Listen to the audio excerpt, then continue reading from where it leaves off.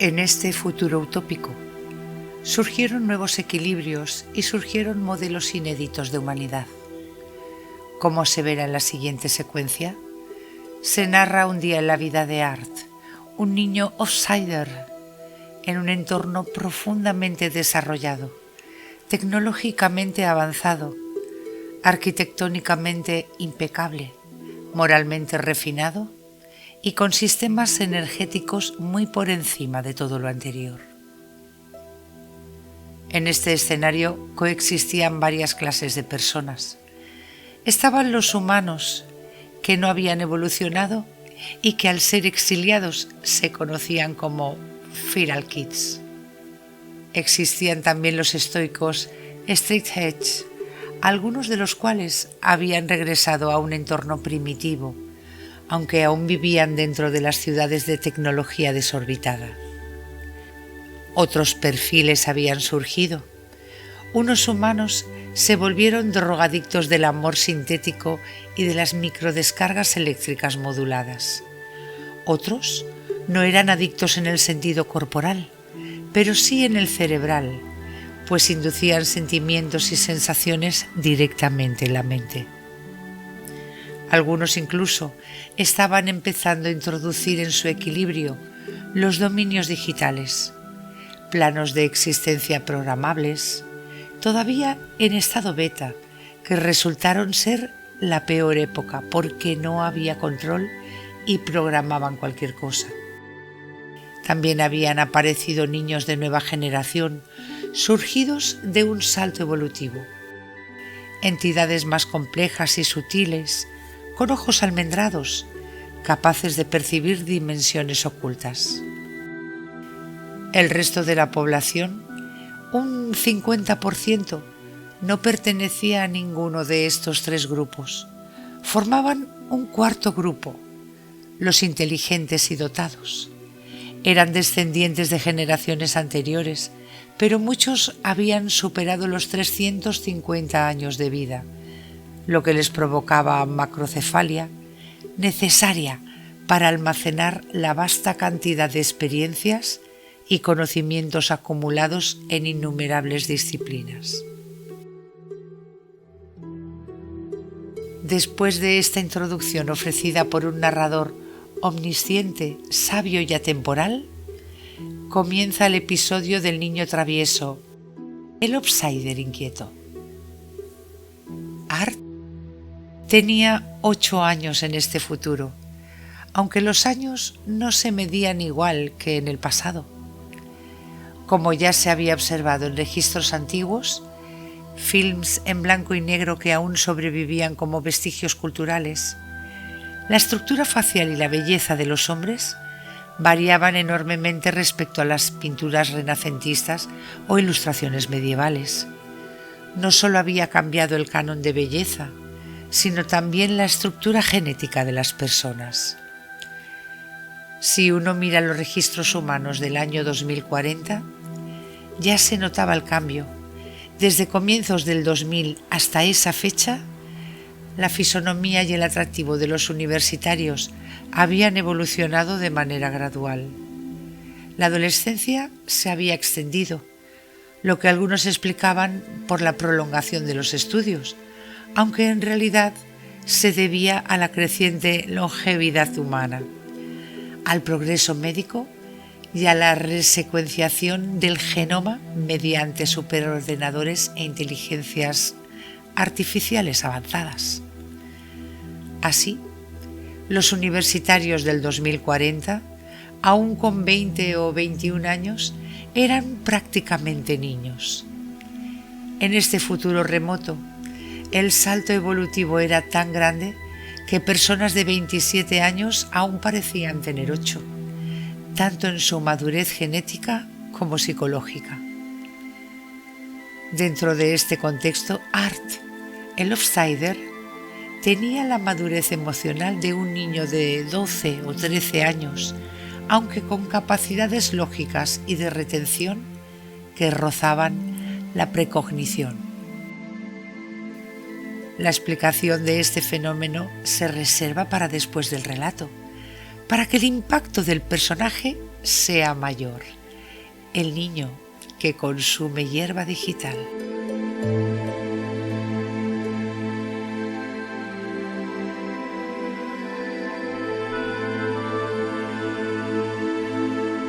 Iba Art, el outsider de 8 años, caminando por la ciudad tecnológica.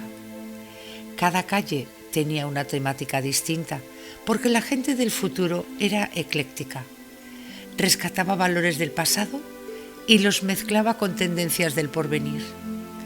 Una calle era del estilo western, otra renacentista con detalles victorianos, otra de neón, inspirada en un neo-Tokio interminable. Llegó finalmente a la calle Western, que se extendía hasta desembocar en una plaza. No tuvo que esperar mucho.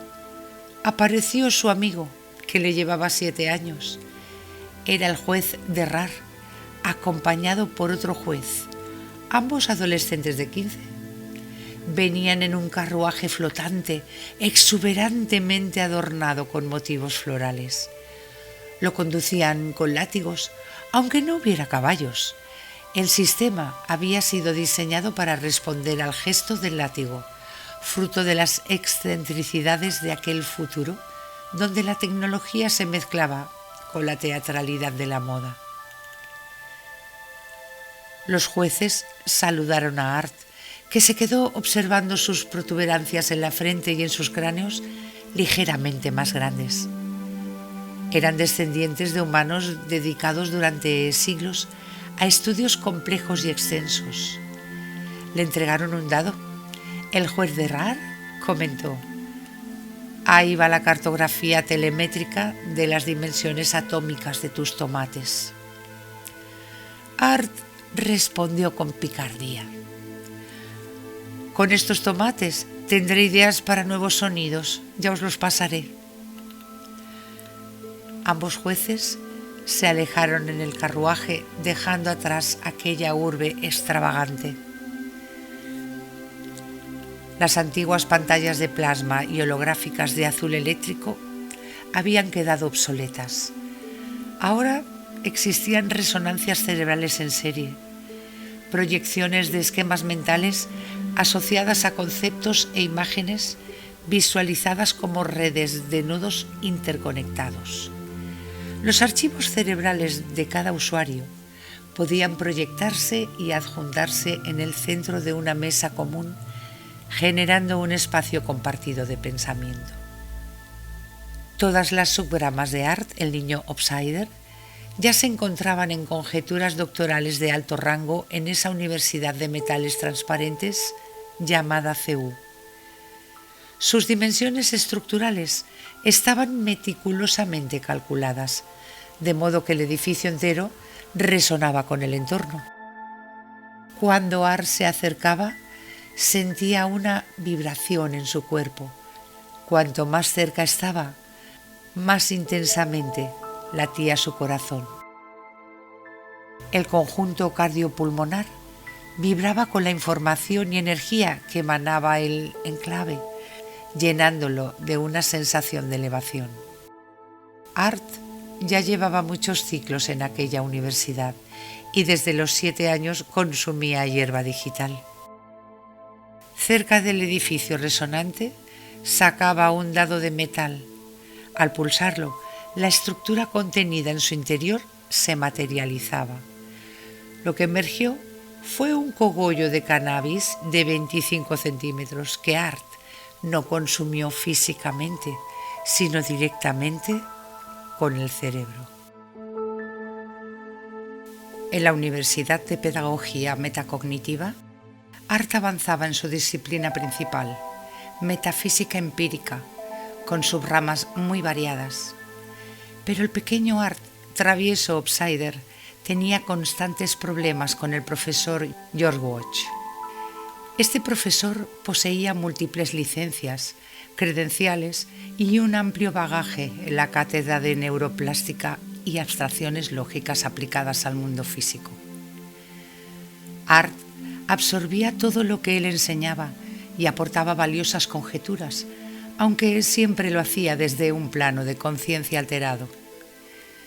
como ya había ocurrido en el año 2040 con las inteligencias artificiales, cuando fue necesario imponer estrictas reglas morales y éticas para evitar que se descontrolaran, ahora los estudiantes de metafísica empírica debían cumplir protocolos antes de materializar sus conjeturas. Estas eran complejas y sutiles. Podían manifestarse como patrones numéricos y gráficos proyectados en la mesa central y en los cerebros resonantes de los presentes. Art conocía las reglas, pero en su sobreestimulación cannabinoide y su hipersensibilidad natural solía saltárselas. Sus creaciones materializadas eran útiles, incluso fascinantes, y despertaban gran interés.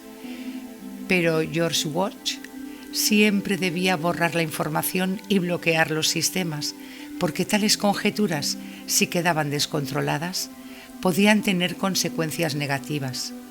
No solo afectar a la psique de los participantes, sino desencadenar un salto evolutivo tecnológico, sistémico y social demasiado abrupto.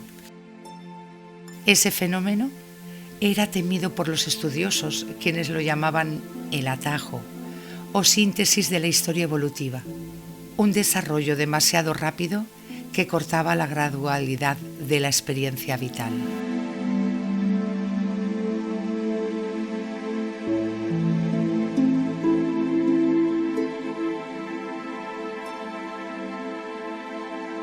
Art era un niño extremadamente futurista, y aunque hacía trampas en estados alterados de conciencia dentro de universidades provistas de tecnología de metacognición, no le importaba desfasarse y materializar esquemas complejísimos. El profesor lo reprendía constantemente, advirtiéndole sobre protocolos y reglas, hasta que un día ambos entraron a clase riñendo con vehemencia. George Watch defendía la preservación de la cultura, la tradición ancestral y el anclaje celta de su linaje. Art, en cambio, se burlaba, insistiendo en que experimentaba con tesituras musicales futuristas en secuenciadores mentales.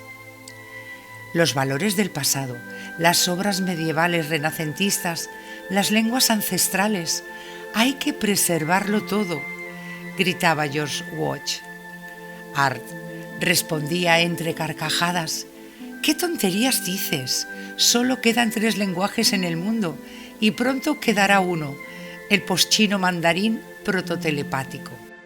Ya casi todos proyectan kenjis sinestésicos y en breve serán telepáticos puros. ¡Que les den a las lenguas!». Gracias a dejar atrás lo inútil, resolvimos la hambruna, la crisis energética, destruimos el sistema monetario y superamos el capitalismo y el sibaritismo de acumular joyas y nacionalismos. Por eso llegamos a estos enclaves magníficos. El profesor le replicó con furia: «Eres solo un niño inmaduro. No respetas a los ancestros ni a tus mayores. Seguiré tocando la gaita, haciendo sonidos orgánicos, no como tus infernales frecuencias procesadas de laboratorio». Art lo miró con ironía. Sí, tienes razón. Mucho mejor. Sigue con tus estridentes gaitas y percusiones tribales. Aún hay mercado negro de esas piezas que deberían estar en museos. Yo, mientras, me he metido un flipazo de hierba digital. George Watch lo miró con severidad. Hablaré con el consejo. Esta es la última vez que entras en un estado alterado de conciencia. Art sonrió con picardía. Lo tenía todo calculado. Ese día venía más embriagado que nunca de una variedad potente de hierba digital, y lo había admitido sin pudor porque sabía que era su última oportunidad. No le importaba. Lo había planeado todo. Soltaría de lleno su teoría más radical de metafísica empírica. Ingeniería social aplicada a teoría de campos energéticos, lógicos, biológicos y geológicos, como analogía del reparto frecuencial y la aritmética en la armonía musical, basándonos en los teoremas que predicen el comportamiento de la electricidad, tanto en campos biológicos, humanos, animales y vegetales, como en campos geológicos y geomagnéticos. La historia de los aparatos macroeléctricos, la microelectrónica y además el funcionamiento de la lógica individual y colectiva como campo de interacción. Aquí se desglosa dos conceptos, principalmente el campo de Joubin y Jung, basándose en la tesis de Penrose. Y el segundo punto esencial, la idea de la descomposición infinita de senos y cosenos, lo que llamaban estado de santidad. Recibías una respuesta lógica de tecnología fruto de la superposición de metadatos en el núcleo en torno a la partícula inicial atemporal. Energía del Génesis.